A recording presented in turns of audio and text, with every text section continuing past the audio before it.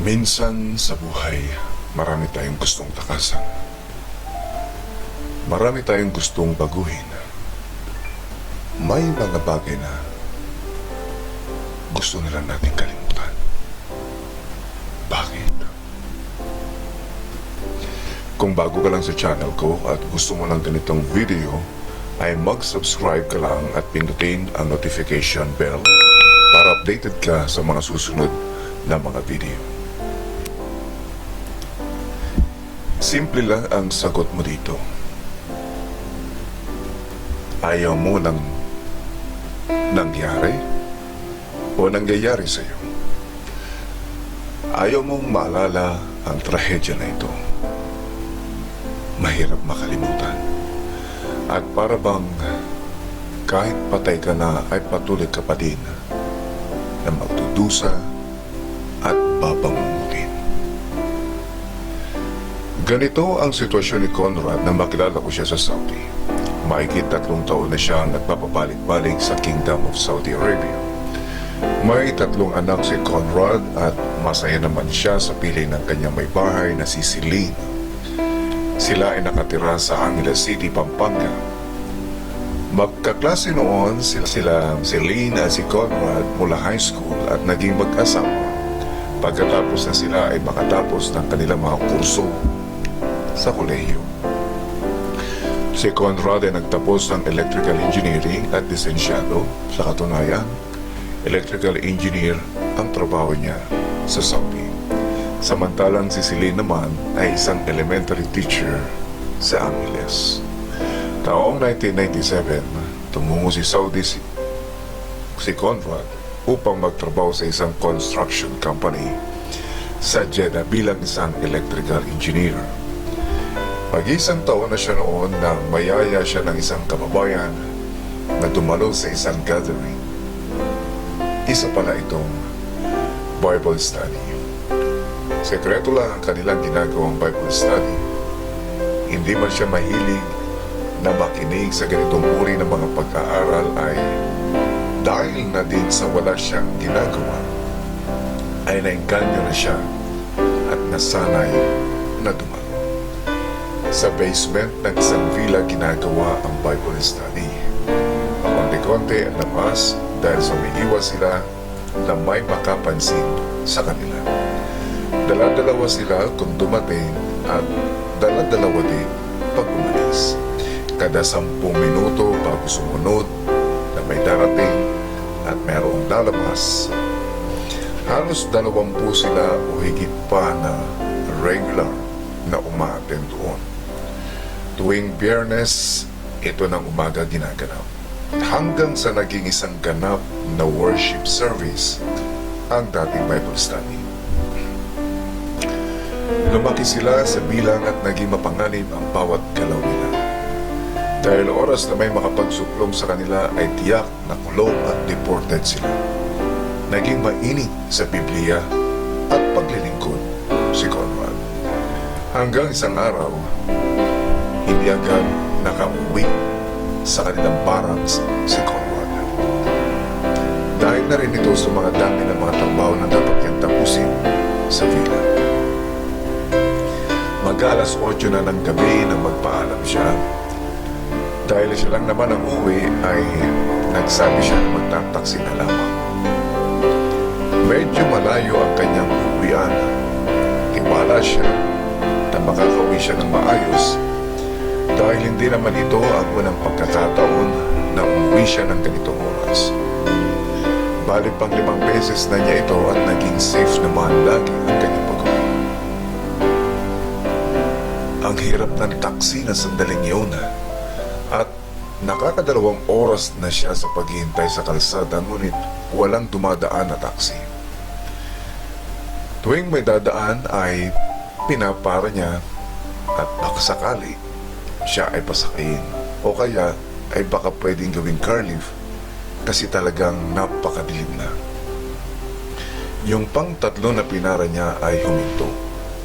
Praise God, sabi ni Conrad.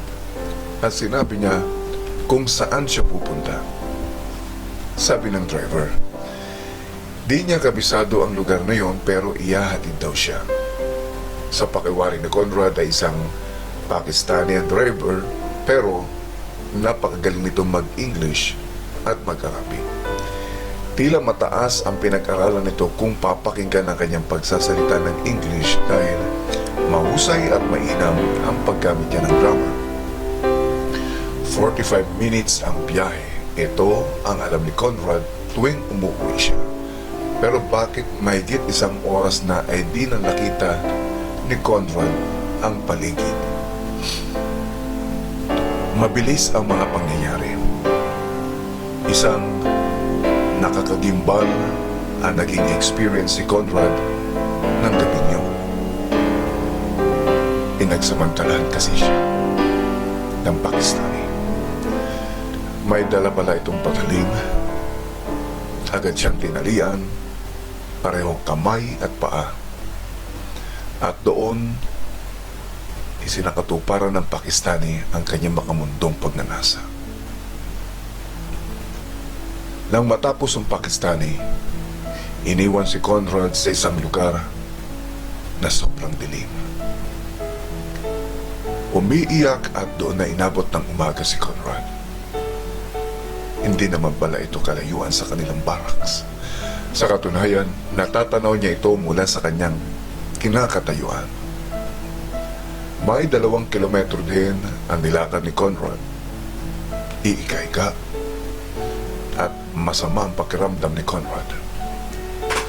Sabado naman noon at wala siyang pasok.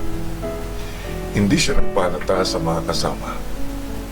Naligo siya, na umiiyak at natulog.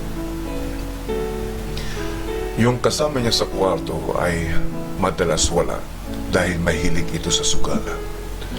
Kaya malaya siya nakahigbi na walang nakarinig sa kanya. Nagdasal si Conrad sa Panginoon. Sabi niya, ano ang kanyang sinabi? At bakit siya? Bakit siya? Sabi pa niya, Lord, kung ano ba ang plano mo sa mga nangyari sa akin, sana maunawaan ko. Sana matanggap ko. Umiiyak sa pakikipag-usap si Conrad sa Panginoon. Isang linggo din na halos di kumikibo si Conrad dahil hindi niya makalimutan ang nangyari sa kanya. Simula noon ay hindi na siya nakikisalamuha at takot na takot siya pag nakakakita ng ibang lahi. Tuwing magdadasal siya, ay lagi niyang tinatanong ang Panginoon, bakit po, Panginoon, pinahintulutan mo na mangyari sa akin ito? Paulit-ulit pero walang sagot na narinig si Conrad. Wala siyang pinagkwentuhan ng mga pangyayari na yun. Kahit sa kanyang asawa at maging sa mga kapatiran. Hindi niya makalimutan ang masamang karanasan at di niya ito matanggap. Sobrang siyang nahihiya sa sarili dahil wala man lang siyang nagawa. Iniisip niya kung kailan siya lumapit at naging malapit sa Diyos. Saka pa nangyari ito sa kanya. Isang araw, naisip niya na tapusin na lang ang kanyang buhay. Gumawa siya ng isang sulat para sa kanyang asawa. Isang sulat ng pamamaalam. Nakalagay sa liham niya na mahal niya ito 10 ng kanilang mga anak.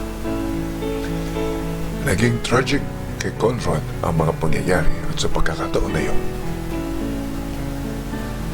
ay marami siyang piniling mga gamot na sari-sari. Balak niyang inumin lahat yun ng sabay-sabay para hindi na siya magising. Gagawin niya ito sa araw ng Huwebes para walang makahalata sa kanya. Handa na siya, sabi niya. Nagdasal muna si Conrad sa Panginoon. Lord, bakit mo ako hinayaan na mahalay? Bakit mo ako pinabayaan? Bakit ako binigyan mo ng ganitong klase ng karanasan? Masama ba akong tao? Ano ang kasalanan ko at pinaparusahan mo ako? Hindi ba ako humingi ng tawad at nagkaroon ng relasyon sa iyo? Hindi ba ako naging ganap sa harapan mo? Hayaan mo sana na matapos na lahat ng ito. Sana ay mapatawad mo ako sa aking gagawin. Hindi ko na kaya pang mabuhay dahil lagi kong naaalala ang mga nangyari sa akin. Nasa kamay na noon ni Conrad ang mga gamot. Nandoon na din ang tubig na pantulang. Nakapaibabaw ang mga larawan ng kanyang asawa at mga anak. Bahagya kong puputulin ang ating kwento. Gusto ko sana kasing ibigay sa inyo ang mga salitang ito na galing sa Biblia. Ito ay mula sa Ecclesiastes Kapitulo 7, versikulo 13 hanggang 18. Pag-isipan mong mabuti ang ginawa ng Diyos. Sino ang makapagtutuwid sa binaluktot niya? Magalak ka kung mainam ang takbo ng lahat ng bagay. Sa panahon ng kahirapan ay isipin mong parehong ipinadadala ng Diyos ang kaligayahan at kahirapan. Sino nakakaalam kung ano ang mangyayari bukas? Sa loob ng maikling panahon ng aking pamumuhay, nakita ko ang lahat ng bagay. Nakita kong ang tao'y namamatay kahit siya mabuti at may masamang nabubuhay ng matagal. Huwag kayong magpapakabuti o magpapakatalino ng labis. Bakit mo paihirapan ang iyong sarili? Ngunit, huwag ka rin namang magpakasama ni magpakamangmang at baka mamatay ka ng wala sa panahon. Huwag kang magpapakalabis ng kabutihan o kasamaan. Sa anumang kalagayan mo, magtatagumpay ka kung may takot ka sa Diyos. Tunay ngang wala nakakaalam ng mangyayari bukas. Tiyak ito. Dahil kung alam ni Conrad na magagahasa siya ng gabi yun, ay di na sana siya umuwi.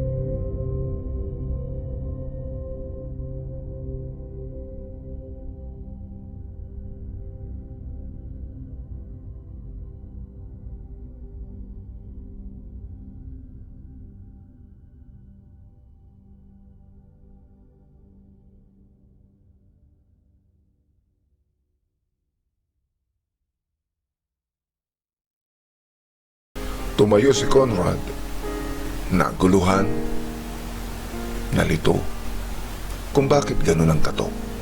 Kakaiba. Ito ang naisip ni Conrad. Pinunasan niya ang kanyang muka at binuksan ang pinto ng dahan-dahan. Nang alam kong bukas na ang pintuan, agad ko itong tinulak at agad ko rin itong sinarado. Nagtataka si Conrad at tanong niya sa akin, bakit? Anong nangyayari? Tumingin ako kay Conrad at agad kong ibinalik ang tanong sa kanya. Bakit? Bakit, Conrad? Bakit ka magpapakamatay? Mahirap ang mamatay sa ibang bansa. Kinausap ko siya ng masinsinan. Biglang bumuhos ang kanyang pag-iyak. At una ay hindi niya masabi ang totoong dahilan. Sinabi ko sa kanya na walang makakaalam ng lahat ng sasabihin niya. Makakaasa siya sa akin at makabubuti na mayroon siyang masabihan kahit isa lang. Pinilit ko siyang sabihin at unti-unti ay ikinuwento niya sa akin ang kanyang sinabi. Napaiyak ako nang marinig ko ang kanyang kwento. Niyakap ko siya. Nagdasal kaming pareho. Sinabi ko sa kanya na mahal siya ng Diyos. Sa kabila ng mga nangyari sa buhay niya, hindi siya pinababayaan ng Diyos kailanman. Nawalan man saglit sa kanyang kaisipan ng pagpakamatay ay nagkwento naman ako sa kanya. Sabi ko, tulad mo, marami na ding na-rape sa Saudi.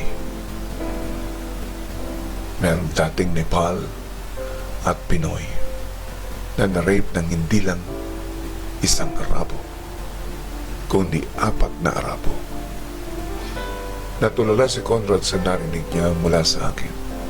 Yung iba na mga na-rape sa Saudi ay umuwi na lang at yung iba naman pilit kinalimutan na lang.